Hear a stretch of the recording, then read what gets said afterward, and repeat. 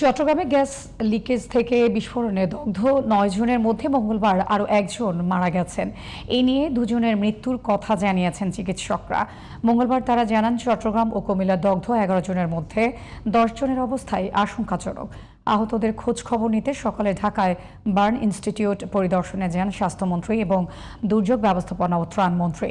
এ সময় সবার সুচিকিৎসা ও সহায়তা নিশ্চিতের আশ্বাস দিয়েছেন তিনি। আরও জানাচ্ছেন মহসিন কবির।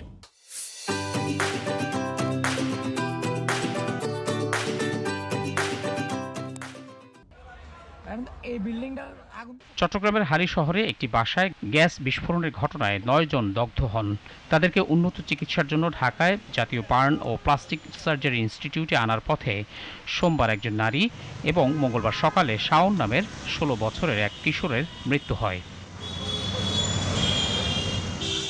বাকিদের অবস্থা গুরুতর বলে জানান চিকিৎসকরা। এছাড়া কুমিল্লায় গ্যাস লিকেজের ঘটনায় দগ্ধ ৪ জনের মধ্যে ৩ জনের অবস্থা আশঙ্কাজনক বলে জানান তারা। একজন বাচ্চা যিনি আছেন তিনি অল্প বার্ন হয়েছেন, একজন বয়স্ক মানুষ অল্প বার্ন, এবং স্বামী স্ত্রী যিনি ওনারা দুজনেরই 50%-এর উপরে বার্ন এবং তারা ইনহেলেশন ইনজুরি আছে এবং ওনাদের অবস্থা আশঙ্কাজনক। প্রায় একই প্যাটার্ন বলতে পারেন, প্রায় একই প্যাটার্ন। আহতদের দেখতে এবং তাদের চিকিৎসার খোঁজ খবর নিতে সকালে বার্ন ইনস্টিটিউটে যান স্বাস্থ্যমন্ত্রী সরদার মোহাম্মদ সাখাওয়াত হোসেন এবং দুর্যোগ ব্যবস্থাপনা ও ত্রাণ মন্ত্রী আসাদুল হাবিব দুলু।